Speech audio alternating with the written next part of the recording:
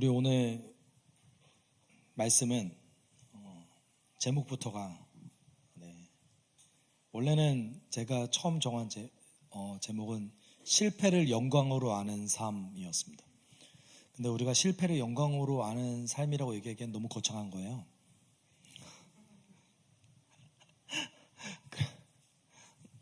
그래서 사람의 눈엔 실패로 보이지만 하나님의 눈엔 영광으로 보였던 오늘 본문 속에서 바울의 어떤 한 삶의 일부분을 함께 나눴으면 좋겠습니다. 여러분, 우리가 물론 성경을 1차원적으로 적용해도 괜찮습니다. 1차원적으로 적용하면 어떻게 될까요? 우리는 지금 바울처럼 굉장히 복음이 들어가기 척박한 환경 속에 가서 복음을 전해야겠죠. 편한 방법이 있습니다. 여러분, 이슬람권, 공산권, 그리고 우리 바로 위쪽에 살고 있는 동포들을 위한 선교사로 자원하시면 됩니다. 갑자기 마음이 무거워지셨습니까? 네. 1차원적으로 적용하면 그렇습니다. 근데 우리가 바울처럼, 베드로처럼, 스데반처럼 이렇게 순교자의 길을 모두가 갈 수 없잖아요. 그렇죠? 심지어 바울과 베드로도 성도들에게 순교자의 삶을 강요하지 않았고 권면하지 않았습니다. 네. 이건 놀라운 사실입니다. 그래서 우리가 사도행전, 특별히 사도행전이라는 이 성경을 읽을 때 주의해야 될 것은 무엇이냐면, 사도행전 전반부는 주인공이 베드로입니다. 그리고 후반부는 주인공이 바울이에요. 이 두 명은 기독교 역사에서 가장 위대한 사역자입니다. 우리는 그의 발자취를 따라가면서 그들에게 빚진 마음을 가질 수 있고 그들의 삶의 원리를 따라가면서 우리 삶에 적용할 수 있지만 그대로 적용하기 힘들어요. 특별히 가장 적용이 안 되는 부분이 뭐냐면 그들이 사도였다는 사실입니다. 우리가 사도가 될 수 없어요. 그렇죠? 우리가 사도가 될 수 없습니다. 그래서 그들이 하는 그 성령과 소통하는 방식과 우리가 하는 성령과 소통하는 방식이 좀 다를 수 있습니다. 어떤 의미냐면 그들에게만 허락된 계시가 있어요. 그것이 어디에 기록되어져 있어요? 말씀에 기록되어져 있습니다. 여러분, 당시에 성경이 없었어요. 신약 성경이 기록되지 않았을 때였습니다. 그러니까 그들에게만 허락된, 교회의 기초를 놓기 위한 그들에게만 허락된 어떤 그 신비들이 있단 말이죠. 그런데 그것을 우리가 그대로 적용할 수 없어요. 여러분, 누가복음과 사도행전, 특별히 사도행전의 또 다른 별명이 성령행전입니다. 성령께서는 오늘도 일하세요. 오늘도 일하시는데 사도행전에 정확하게 그거를 그대로 따라서 오늘도 그렇게 역사하실 것이다라고는 볼 수 없는 부분이 조금은 있습니다. 네. 그래서 여러분, 오늘 본문을 보고 그리고 사도행전을 이렇게 쭉 나아가면서 그전에도 있었죠. 그래서 여러분께 제가 주목하고자 하는 것은 무엇이냐면 이 사도들의 삶에 우리 삶에 어떻게 적용될 것인가, 그 원리를 찾는 거예요. 네. 여러분, 오늘 말씀 가운데 그 원리를 찾았으면 좋겠습니다. 특별히 복음전도와 삶의 태도의 부분에서 함께 그 부분을 나눴으면 좋겠습니다. 여러분, 그 천부장이 바울이 로마 시민이라는 걸 알았습니다. 네. 그리고 두려움에 떨죠. 이제부터는 바울의 어떤 편의를 봐주려고 노력하는 것 같아요. 그런데 이 천부장 입장에서도 일말에 약간 불안감이 남아 있었는데, 이 사람이 로마 시민임에도 불구하고 분명 이제 반란은 저지르지 않은 것 같아요. 그런데 왜 이렇게 큰 소동이 일어났지? 이걸 알아야만 했습니다. 그래서 천부장이 공의회를 소집해서, 사내들인 공회죠. 사내들인 공의회를 소집해서 대제사장과 유대 지도자들을 불러서 바울과 대질 신문을 하기 시작합니다. 재판은 아니었어요. 그런데 어떤 원인을 알고자 불렀던 거죠. 네. 그랬더니 그 재판 과정, 처음에 재판이 아니죠. 신문 과정에서 대제사장과 바울이 대면하는 장면이 사도행전 23장 1절 2절에서 얘기하고 있습니다. 바울이 의회원들을 주목하여 말하였다. 동포 여러분, 나는 이날까지 하나님 앞에서 오로지 바른 양심을 가지고 살아왔습니다. 이 말을 듣고 대제사장 아나니아가 곁에 서 있는 사람에게 바울의 입을 치라고 명령하였다라고 얘기하고 있습니다. 바울이 저는 선한 양심을 가지고 하나님 앞에서 여태까지 살아왔습니다 라고 얘기했습니다. 그랬더니 대제사장이 바울이 정말 싫었나 봐요. 저 사람 가서 입 좀 때려! 이렇게 얘기했어요. 여러분, 뺨을 치거나 입을 때리라라는 그 말은 그 1세기 유대 사회의 기준으로 따지면 의도적으로 모욕을 주라라는 뜻이에요. 지금 바울이 우리 사내들인 공회를 모욕하고 있어. 그러니까 저 사람을 공개적으로 대놓고 모욕을 줘야 돼 라고 대제사장이 명령한 거예요.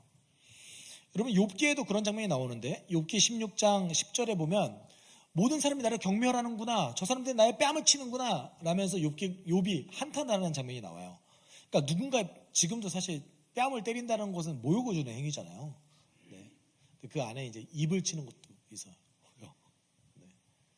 지금도 입을 치면 모욕을 주는 행위가 되겠죠? 네. 네.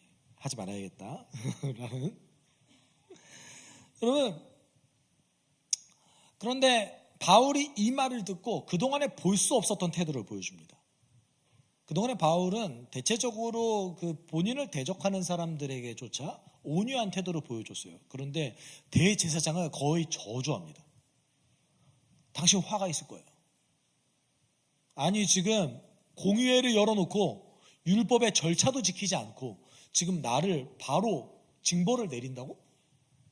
아니, 어떻게 대제사장이 그럴 수가 있어? 당신 심판받을 거야. 이렇게 얘기해요. 그리고 회칠한 벽이란 뜻이죠. 회칠한 벽이라는 표현을 써요.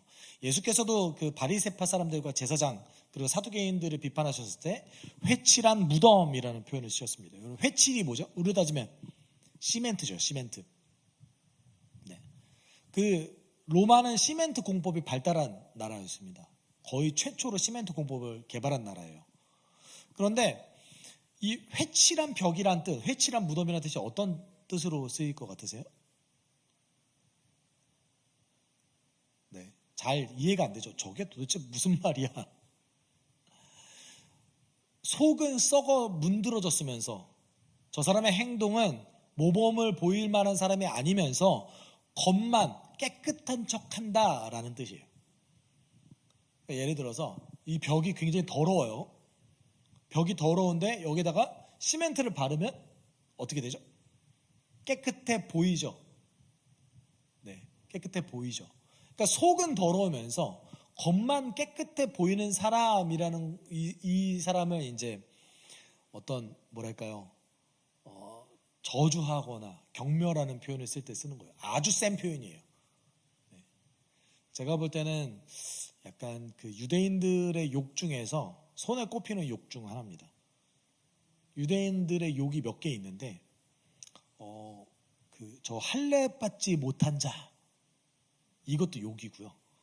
이 회칠한 무덤, 회칠한 벽 같은 인간, 이것도 욕입니다, 사실. 네, 유대인스러운 욕이에요. 물론 그때도 다른 욕이 있었을지 모르지만 기록된 욕은 제가 볼 때는 요거인 것 같습니다. 그러니까 바울이 굉장히 흥분한 거예요, 지금. 네. 근데 굉장히 흥분했는데 사람들이, 바울 옆에 있는 사람들이 이제 4절에서 이렇게 얘기해요. 곁에 사는 사람들이 말하였다. 그대는 하나님의 대제사장을 모욕하여? 여러분, 이게 어떤 맥락을 가지고 있냐면 지금 바울이 대제사장을 비판한 게 뭐예요? 당신 왜 율법 안 지켜? 이거예요. 율법을 지켜야 되는 사람이 그것도 공개적인 자리에서 왜 율법을 어겨? 지금 나를 징벌하려면 적어도 증인들 두세 사람 정도는 불러와서 대지신문을 하고 율법의 절차와 과정을 지켜야지, 이렇게 얘기하고 있는 거예요. 근데 이제 옆에 있는 사람들 뭐라고 얘기해요? 그럼 너도 지금 율법 어겼잖아. 율법에는 백성의 지도자를 비판하지 말라고 그랬어. 너 지금 이렇게 대놓고 정당하게 건의하면 되지. 왜 이렇게 흥분해서 욕을 하고 막 저주하고 이래? 비난하는 거잖아. 너도 율법 어겼지 않았어? 이렇게 되묻는 거예요. 그때 바울이 5절에 뭐라고 얘기했습니까? 좀 같이 읽어볼까요? 바울이 말하였다. 동포 여러분, 나는 그가 대제사장인 줄 몰랐소. 성경에 기록하기를 너의 백성의 지도자를 욕하지 말라 하였소. 여러분, 이게 지금 바울의 대답이 말이 된다고 생각하십니까?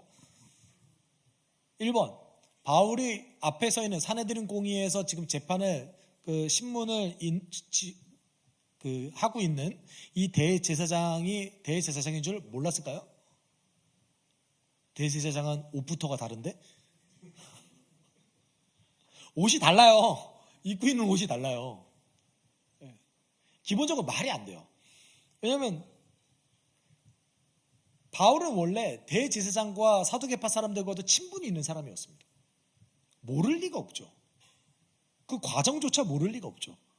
지금 거짓말하는 걸까요? 아니면 마치 우리가 자주 보고 있는 청문회를 보고 있는 겁니까 지금? 저 몰랐어요. 네.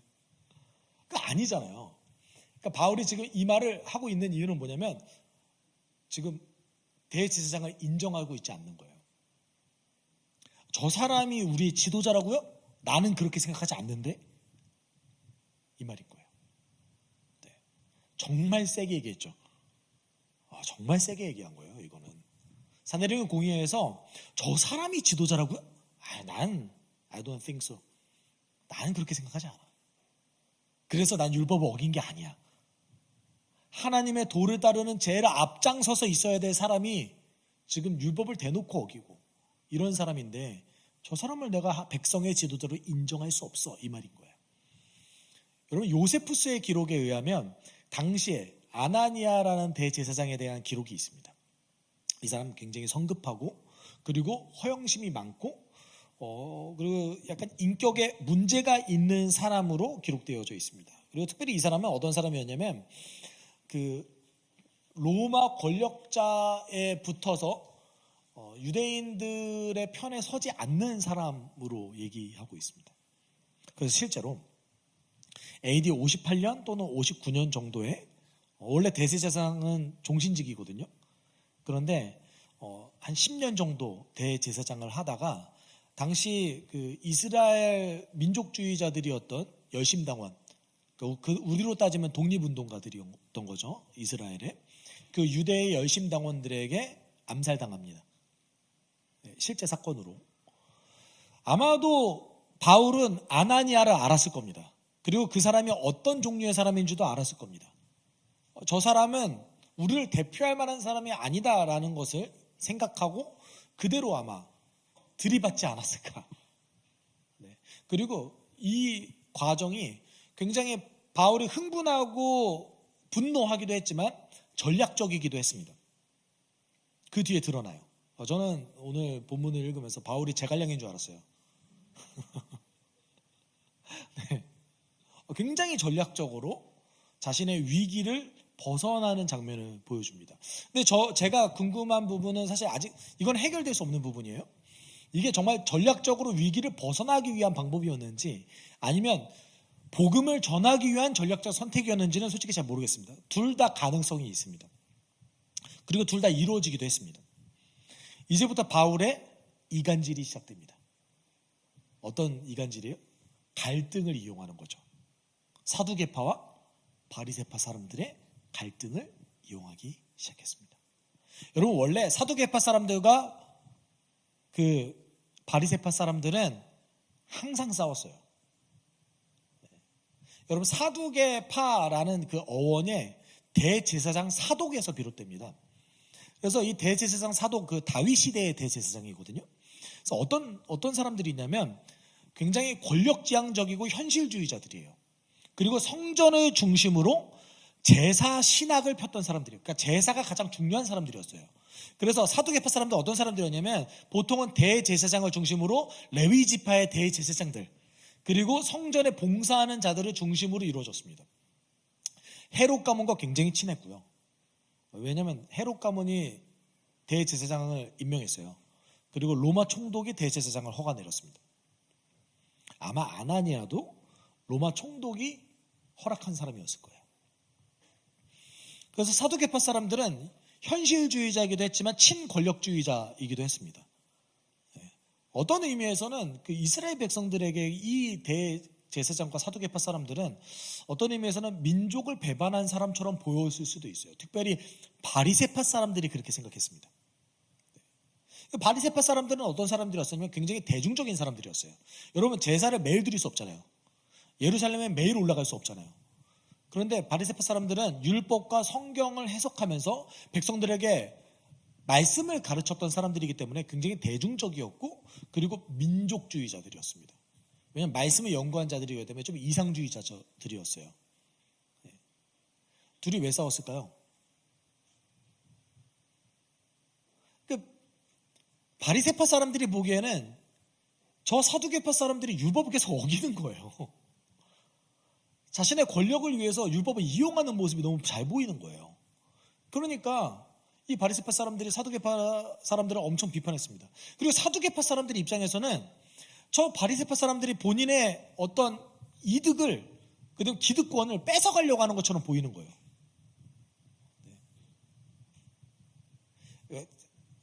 사실 여러분, 그 바리새파와 사두개파는 이스라엘의 여당과 야당입니다. 이렇게 보시면 좀 편하시죠? 네. 그러면 항상 야당은 어디겠어요? 바리새파예요. 네. 항상 여당은 사두개파 사람들인 거예요. 네. 엄청 갈등했습니다. 네. 그리고 사두개파 사람들 중에서도 모든 사람이 천사와 영이나 부활을 부인하거나 이런 증거는 없습니다. 다만 대체적으로 거기에 관심이 없었어요. 정말 메시아 관심이 없었어요. 여러분, 실제로 예수님을 죽였던 사람들이 누굽니까? 사두개파 사람들입니다. 바울이 이 갈등을 이용해서 이제 복음을 전하기 시작합니다. 6절 같이 읽어볼까요?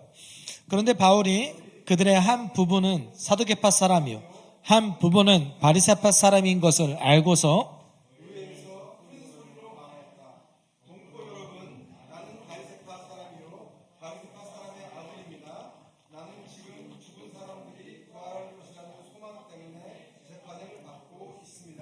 여러분 6절을 읽어보시면 어떤 뉘앙스가 비춰집니까? 저 사두개파 사람이 바리새파인 저를 탄압해요 라는 것처럼 비춰지지 않으세요? 네, 그러려고 말한 거예요.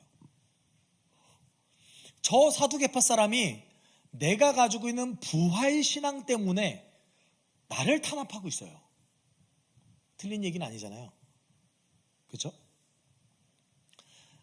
근데 바리새인이 가지고 있는 부활신앙은 부활신앙과는 달랐던 거죠. 여러분, 바리새파 사람들이 가지고 있었던 부활신앙은 뭐였냐면 민족주의자들이잖아요.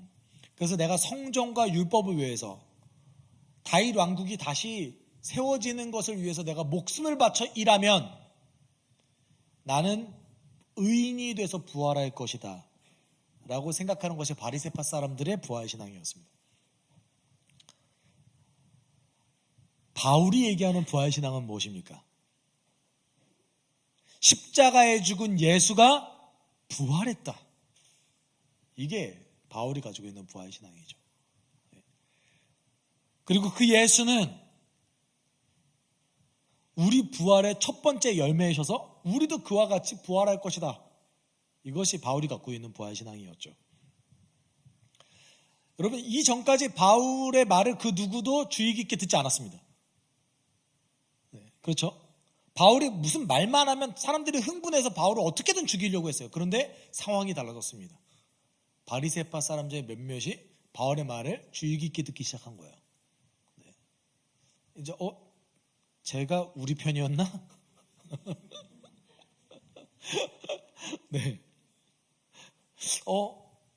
제 아빠도 바리새파 사람이고 쟤도 바리새파 사람이면 사두개파 사람들에게 탄압받는 쟤는 우리 편 같은데 저 말이 사실일 수도 있겠는데 이렇게 생각한 거예요. 실제로 바리새파 사람들은 천사와 하나님의 특별한 계시 이런 거에 대해서 인정했거든요. 근데 사두개파 사람들이 인정하지 않았어요. 그래서 9절에 이렇게 얘기하죠. 그래서 큰 소동이 일어났다가 바리새파 사람 편에서 율법학자 몇 사람이 일어나서 바울 편을 들어서 말하였다. 우리는 이 사람에게 조금도 잘못을 찾을 수 없습니다. 만일 영이나 천시나 그에게 말하여 주었으면 어찌하겠습니까? 마치 가말리엘이 사도들을 변호했던 것과 비슷한 내용인 거죠. 일단 두고 봐라. 저게 진짜일 수도 있지 않냐. 후에 밝혀지겠지. 이렇게 얘기하고 있는 거예요. 네. 이 후에 밝혀지겠지라는 것은 율법을 기초로 해서 저 사람이 자신의 이득을 위해서 율법을 이용하고 있는 건지 아니면 진짜 하나님께 계시를 받은 거지 뒤에 보면 어차피 드러나게 돼 있어 라고 얘기하는 거나 마찬가지입니다. 여러분 복음에 관심을 가지는 바리새파 사람이 생겼습니다. 그렇지만 소수였을 겁니다.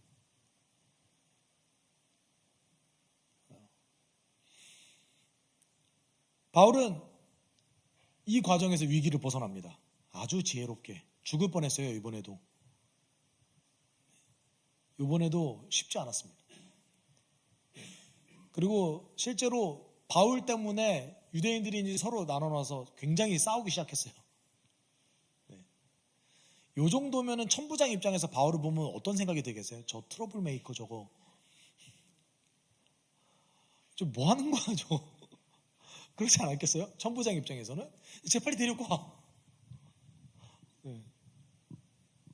여러분 여기까지의 과정만 놓고 봤을 때 바울의 예루살렘 사역 성공이라고 볼 수 있습니까? 저는 실패에 가깝다고 생각합니다. 물론 우리의 기준으로 놓고 봤을 때요. 여러분 복음을 다 전하지도 못했어요. 바울은 복음을 전할 수 있는 기회 2번이 있었는데 복음을 전하다가 중단됐습니다. 사람들이 싸워서, 사람들이 흥분해서. 만약에 성령께서 정말 그렇게 바울을 예루살렘까지 보내셨다면 조금의 열매는 좀 있어야 되는 거 아닙니까? 잘 안 보여요. 오늘 본문에서 이 바리새파 사람들이 정말 복음에 관심을 가졌는지 자신의 이득을 위해서 바울의 말을 주의 깊게 들으려고 노력했는지 우리는 알 수 없습니다. 근데 오늘 본문을 통해서 우리가 사도 바울처럼 동일하게 적용할 수는 없지만 부분적으로 우리가 적용할 수 있는 2가지가 있습니다. 2가지가 있어요. 좀 주의 깊게 이 부분을 살펴봤으면 좋겠는데, 첫 번째는 바울의 복음 전도에는 우선순위가 있었습니다. 여러분 오늘 본문에서 보셨을 때 바울이 우선순위를 정하고 복음을 전했어요. 그것이 전략적일 수도 있고 복음을 위한 것일 수도 있습니다. 그렇지만 그가 누군가와 대화를 나누기 위해서 우선순위를 정했다는 것은 분명합니다. 누구에게 더 우선순위를 줬습니까? 사두개파 사람들이에요? 바리새파 사람들이에요? 바리새파 사람들을 더 우선해서 그들과 소통하기를 원했던 거예요. 왜 그랬을까요? 적어도 바리새파 사람들이 사두개파 사람들보다 복음을 받아들이기 쉬운 사람들이었거든요. 여러분 바울의 복음 전도에는 항상 우선순위가 있었습니다. 바울은 대도시를 돌아다니면서 어디에 들렸어요? 회당에 들렸습니다. 왜 회당에 들렸습니까? 회당에 모여있는 사람들은 모두 메시아 대망 사상을 가지고 있었거든요. 메시아를 기다리는 사람들이었어요. 그럼 메시아를 기다리는 사람들과 메시아와 전혀 관련 없는 삶을 살아가는 사람들은 복음에 대한 수용성이 다르죠. 그렇지 않겠습니까? 바울의 복음 전도는 우선순위가 있었습니다. 그 우선순위가 어디부터 시작합니까? 복음에 대한 수용성에서부터 시작합니다. 다른 얘기를 하면 들을 만한 자를 먼저 찾았어요. 근데 우리의 우선순위는 무엇입니까? 여러분 복음 전도할 때 우선순위 어디에 두십니까? 내가 사랑하는 사람, 나와 친한 사람부터 찾으죠. 그 심정이 이해가 안 되는 거 아닙니다. 그 심정이 이해가 되죠. 네. 저도 여러분의 가족 구원이 되길 바랍니다. 그리고 적극적으로 도울 겁니다. 네. 여러분의 가족 구원을 위해서라면 제가 여러분의 대상을 수십 번을 만나서라도 복음 전할 수 있습니다. 사실 그 커리큘럼도 준비하고 있습니다. 복음 전도하기 위해서. 아깝지 않습니다. 그런데 그 심정은 이해하나 복음 전도에는 무엇이 필요합니까? 우선순위가 필요합니다. 누구부터요? 수용성 있는 사람부터. 그럼 우리에게 조금 더 직접적으로 적용해 볼까요? 여러분, 복음 전도 대상자 누구부터 선정해야겠습니까? 교회 안에서부터 찾아야죠. 교회 안에 있는 모든 사람들은 다 회심한 사람들입니까? 아니에요. 한국교회 통계가 나왔습니다. 한국교회 통계 회심률 60%라고 나왔습니다. 60%에서 65%. 교회 다니는 사람 중에 30%에서 35%는 아직 예수 믿지 않는 사람들이에요. 공식 통계입니다. 여러분, 그 설문조사는 보통 오차 범위가 좀 있잖아요. 그럼 예를 들어서 여러분 교회에서 설문조사해요. 당신은 예수를 믿습니까? 안 믿습니다. 안 믿습니까? 라고 물어보면 안 믿는데 믿는다고 대답한 사람이 더 많겠죠. 그럼 제가 볼 때는 40% 정도 될 것 같아요. 교회를 다니고 있음에도 불구하고 예수를 아직 그리스도와 주님으로 모시지 않는 사람들이 많습니다. 그렇다면 우리의 복음전도 대상자는 제일 처음에 누구부터 해야겠습니까? 교회 안에 있는 자들, 우리 주일학교 아이들, 그리고 교회 안에 아직 회심이 필요한 사람들에게 먼저 확실하게 복음을 전하는 것이 시작이죠. 그 다음 여러분 주변에서 복음 전도 대상자 어떻게 찾으시겠습니까? 미소속 성도를 찾으십시오. 우리가 가나안 성도라는 표현을 보통 쓰죠. 저는 미소속 성도가 조금 더 정확한 표현인 것 같은데, 교회에 예전엔 다녔으나 소속되지 않는 사람들을 여러분 주변에서 찾아서 그들에게 먼저 복음을 전하십시오. 아주 선명하게. 네. 그 다음에 적어도 하나님과 기독교 진리에 조금이나마 호기심과 관심을 가지고 있는 사람부터 찾아서 복음 전하십시오. 제가 복음 전도해 보니까 관계가 있으면 복음 전도 할 수 있어요. 그리고 몇 주 동안 계속해서 복음 전도를 들어줘요. 근데 호기심이 없으면, 관심이 없으면 소용이 없더라고요. 그럼 오히려 호기심과 관심이 없는 사람들에게 복음을 전하는 게 그 사람에게 오히려 해롭다라는 결론에 도달하게 됐습니다. 왜냐하면 난 이미 들었는데 이렇게 돼버리는 거예요. 네. 그렇죠. 그 복음 전도의 우선순위가 필요합니다. 근데 우리가 왜 이런 우선순위를 지정하지 않았을까요? 바울은 이렇게 전도했잖아요. 베드로도 여러분 이렇게 전도했어요. 이렇게 전도하라고 했어요. 그리고 베드로 전서에 보면. 근데 왜 그동안 우리는 무작정 아무에게나 미련하게 전도해야 된다고 생각했을까요? 잘못된 성경 해석을 받아들였기 때문에 그래요. 잘못된 성경 번역을 받아들였어요. 우리가 전도가 미련한 거다라는 근거 구절로 쓰는 것이 고린도전서 1장 21절입니다. 개정개혁에서 이렇게 기록되어져 있어요. 같이 읽어볼까요? 하나님의 지혜에 있어서는 이 세상이 자기 지혜로 하나님을 알지 못함으로 하나님께서 전도에 미련한 것으로 믿는 자들을 구원하시기를 기뻐하셨도다. 여러분, 전도라는 말 자체가 복음을 전하는 행위를 뜻하잖아요. 그렇죠? 그러면 전도에 미련한 것이라는 표현 속에서 어떤 함의가 들어가 있습니까? 전도는 미련하게 하는 거야. 일단 들이밀어야지. 이거 잘못된 번역이에요. 헬라어, 영어, 성경 전부 다 봐도 이렇게 기록하고 있지 않습니다. 이거 잘못된 번역이에요. 확실하게 제가 확실하게 몇 번 교차 검증했습니다. 여러분, 우리가 갖고 있는 성경 새 번역 잘 번역했어요. 보시죠. 같이 읽어볼까요? 이 세상은 그 지혜로 하나님을 알지 못하였습니다. 하나님의 지혜가 그렇게 되도록 한 것입니다. 하나님께서는 어리석게 들리는 설교를 통하여 믿는 사람들을 구원하시기를 기뻐하시는 것입니다. 여러분, 전도가 미련하다는 뜻이에요? 아니요. 전도할 때의 그 내용, 복음의 내용이 누군가가 듣기에는 미련해 보인다고요. 전도의 내용이. 아니, 여러분, 예수를 나의 인생의 주님으로 받아들여야 됩니다. 예수가 내 삶의 메시아입니다. 2000년 전에 죽으셨는데 그 예수가 내 삶에 지금도 영향을 미칩니다. 이 말이 안 미련해 보이세요?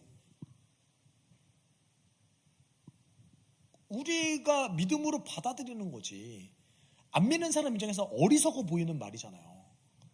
하나님께서는 이 어리석어 보이는 말을 활용하셔서 사람을 구원하신다는 뜻이지 전도 행위가 미련하다는 뜻이 아니에요. 다른 얘기로 하면 전도하는 방법은 어떻게 해야 돼요? 최대한 지혜롭게 전략적으로. 전도의 말은 있는 그대로, 진리 그대로. 근데 우린 반대로 해요. 어떻게 해요? 전도할 때 야, 교회 나오면 좋아, 하나님이 위로해 주셔, 복 주셔. 최대한 인간의 지혜를 최대한 활용해서 미련해 보이지 않으려고 노력해서 전도하잖아요. 여러분, 전도하실 때 있는 그대로 복음 전하십니까?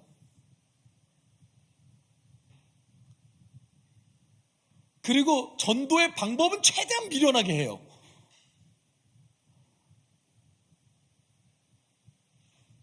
이거 성경적 방법 아닙니다. 성경은 어떻게 하라고 그랬어요? 최대한 수용성 있는 사람에게 전력적으로 우선순위를 둬서 최대한 지혜롭게.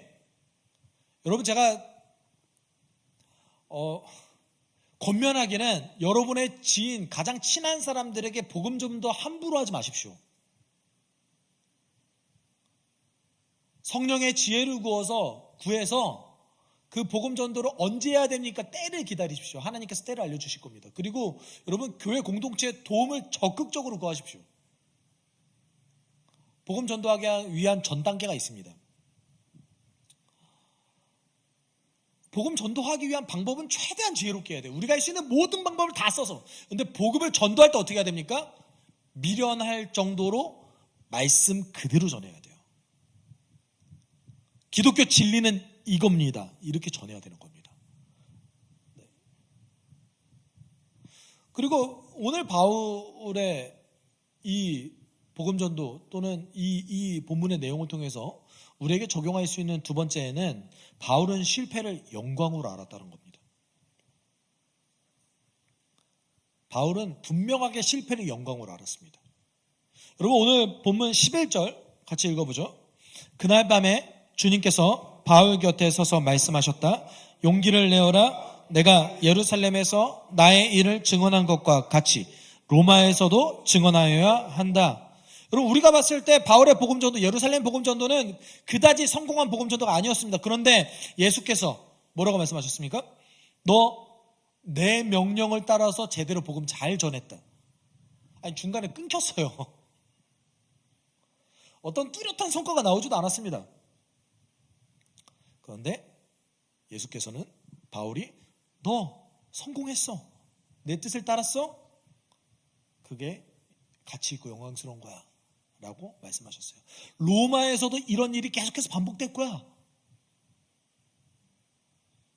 여러분, 우리가 오해하는 부분이 뭐냐면 복음 전도는 성공 케이스보다 실패 케이스가 압도적으로 많다는 사실입니다. 복음 전도는 성공 케이스보다 실패 케이스가 압도적으로 많습니다. 우리 예수께서도 예수와 만나서 예수의 가르침을 들었지만 예수를 거절한 자들이 많습니다. 그는 가족에게 배척당했고 사랑하는 제자들에게도 거절당했습니다. 그의 말을 수많은 사람이 들었지만 예수를 메시아로 받아들여서 내 믿음이 너를 구원하였다라는 말을 들은 사람들은 극소수에 불과했습니다. 사도 베드로와 사도 바울은요, 아마 압도적으로 실패한 케이스가 훨씬 더 많을 겁니다. 여러분이 혹시 누군가를 섬기다가 누군가에게 복음을 전하다가 실패한 것에 낙심하고 상처받지 마십시오. 당연한 일입니다. 당연한 일이에요. 내가 실패한 케이스가 많을수록, 내가 사람을 돌보다가 실패할수록 여러분 기억하십시오. 내가 더 노력했구나라는 상징입니다. 아마 우리가 하나님을 다시 뵙는 날이 왔을 때 하나님께서 우리에게 여쭤보실 겁니다. 너 얼마나 실패했니? 여러분 착각하지 마십시오. 여러분이 복음 전한다고 사람들이 예수를 믿는다는 착각하지 마십시오. 우리는 연결자입니다. 그렇죠. 누군가와 예수를 안 믿는 그 누군가와 예수를 연결해주는 연결자예요. 근데 우리가 복음을 전했을 때 정말 때때로 선물과 같이 예수를 받아들이는 자들이 나오는 거죠. 우리 그 실패 너무 두렵잖아요. 거절당하는 거 너무 두렵잖아요. 내가 이렇게 복음을 전하면 이 사람들을 어떻게 생각할까라는 것도 두렵잖아요. 실패하는 게 당연합니다. 성경은 실패 케이스가 더 많이 나왔습니다. 근데 하나님께서는 그것을 영광스럽게 받아주셨어요. 아니 단지 복음 전도에 국한하지도 않습니다. 여러분 우리가 주의 뜻대로 주를 예수 그리스도를 주인으로 모시고 살아가는 그 인생에 예수를 따라가는 그 인생에 실패 많잖아요. 여러분 자책하잖아요. 그렇죠? 성공이 많겠어요? 실패가 많겠어요? 압도적으로 실패가 많습니다. 좌절하지 마십시오. 나 이렇게 못 사는 게 어떡하지? 여러분 그래서 예수가 오셨어요. 그래서 성령을 우리에게 보내주셨어요. 그러면 그 실패를 가지고 하나님께 나가는 거예요. 하나님 저 실패했어요. 오늘도 안 돼요. 저 위로해 주세요. 우리는 완벽함 추구하는 사람은 아닙니다. 그냥 그 실패를 받아들이면서 사는 자들이죠. 그 실패가 하나님 앞에서 영광인 줄 알고 사는 자들이죠. 사랑하는 여러분, 실패할까봐 복음전도 여전히 안 하시고 계시는 여러분, 저도 그것이 굉장히 두렵습니다. 누군가를 만나서 내 지인에게 복음을 전하는 것이 저에게도 두려운 일 중에 하나입니다. 그런데 해야죠. 제가 이번 주 목요일에도 조금 멀리 있는 친구와 그 화상 통화로 제가 복음을 전했어요. 그 가정교회 하시는 분들이 종종 제가 이제 화상으로 양육하고 있는 걸 들으셨을 수도 있습니다. 저녁 9시에 했습니다. 그러니까 아마 이번 주에 그 친구를 만나서 이제 회심을 점검하고 이럴 것 같습니다. 여러분 그 친구에게 복음을 전하는 것이 우리 교회에 도움이 잘 안 됩니다. 멀어서 우리 교회에 나올 확률이 별로 많지 않거든요. 그런데 뭐예요? 제 주변에서 그 친구가 회심할 가능성이 제일 높았어요. 복음전도 이렇게 하는 거예요. 그리고 해야 늘어요. 여러분 해보셔야 늡니다. 처음 내가 한 번 했는데 성공해 이상한 거예요. 아셨죠? 하나님이 정말 여러분 너무 사랑하시는 거예요. 해야 됩니다. 전 여러분이 결단하셨으면 좋겠습니다. 그래서 복음전도의 우선순위를 정하고 실패를 두려워하지 않는 여러분이 됐으면 좋겠습니다. 네. 하나님께서는 실패하는 우리를 열매라고 받아주세요. 복음 전도하는 내가 열매라고 인정해 주십니다. 우리 같이 기도할까요? 아니 우리는 우리가 가지고 있는 신앙을 누군가에게 알리고 전달하고 그 삶을 추천하는 것이 때로는 실패할 것 같아서 두렵습니다. 하지만 오늘 말씀을 통해서 사도 바울이 실패해 보이는 복음 전도하는 그 사도 바울을 하나님께서는 열매로 받으셨을 줄 믿습니다. 하나님 나를 담대하게 해주십시오. 나에게 용기를 주십시오. 내 주변에 복음전도 대사장들의 우선순위를 정해서 담담하게 진리를 전달할 수 있는 용기를 주시고 혹시 그 과정에서 실패를 경험하더라도 그 실패하는 것이 영광으로 알 수 있게 우리 인도해 주십시오. 우리가 함께 기도하도록 하겠습니다. 함께 기도합시다. 사랑이 많으신 하나님 아버지 감사합니다. 하나님, 복음 전도에는 우선순위가 있습니다. 최대한 지혜롭게 우리 삶에서 내 지인 중에서 하나님 복음을 잘 받아들일 수 있는 사람들을 향해서 나아가야 될 줄 믿습니다. 그렇지만 그 과정에서 우리가 실패를 경험한다 할지라도 낙심하지 않게 주님 도와주십시오. 우리가 실패를 딛고 일어나서 계속해서 실패를 반복한다 할지라도 하나님 그 과정을 살아가고 있는 우리를 하나님께서 영광으로 하나님께서 귀하게 삶의 열매로 받아주실 줄 믿습니다. 하나님 우리 인도해 주시고 하나님 우리가 주님께 나아갈 수 있게 하나님 용기를 낼 수 있게 실패하는 과정을 통해서도 하나님 우리가 위로를 얻을 수 있게 주님 도와주십시오. 하나님 내 삶을 주님께 드리길 소망합니다. 하나님 내 삶을 드린다는 것은 내가 반복해서 계속해서 꾸준히 주님 앞에 하나님 실패함에도 불구하고 시도하고 도전하는 것일 줄 믿습니다. 하나님 우리를 위로해 주십시오. 우리 함께 해주십시오. 우리와 동행해 주십시오.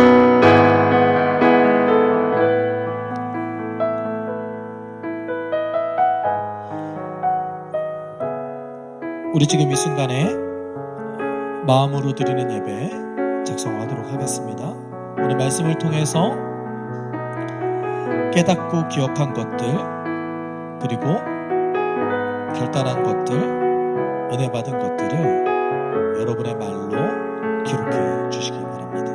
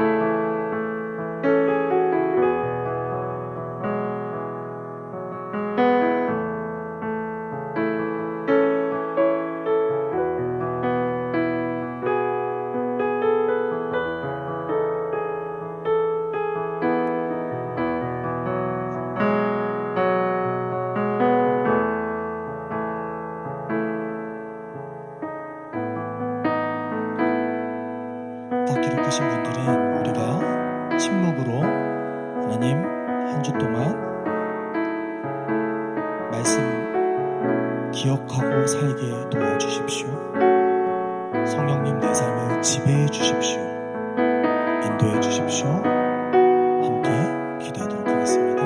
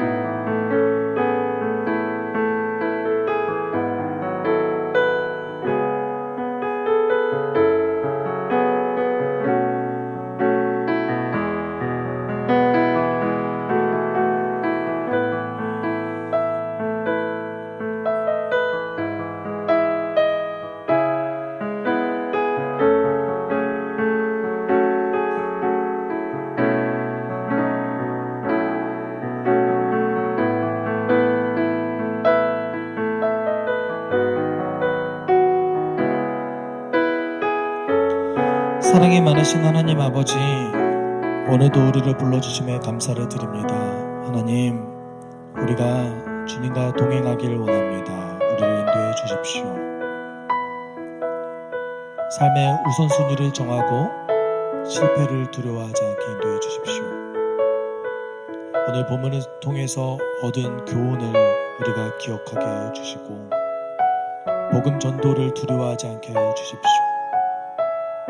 우선순위를 정해서 우리가 담대하게 주님을 의지해서 말씀에 있는 그대로를 기독교 진리를 잘 전달할 수 있는 훈련을 하게 하여 주십시오.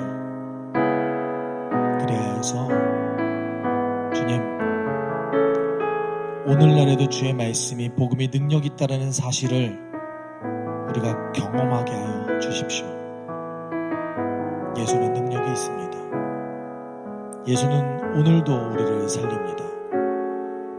내 지인들, 내 주변에 있는 사람도 살려주십시오. 우리가 간절히 구하오니 우리에게 지혜를 주시고 이를 위해 공동체가 함께 협력할 수 있게 주님 도와주십시오. 모든 것 감사하며 예수님의 이름으로 기도드립니다. 아멘. 주 예수 그리스도의 은혜와 하나님의 사랑과 성령의 교통하심이 오늘 함께 주의 뜻 안에서 복음 전도의 우선순위를 정하고 실패를 두려워하지 않기로 결단한 우리 숲속교회 성도들 위해 그들의 한 주간의 삶 가운데 함께 있을지어다. 아멘.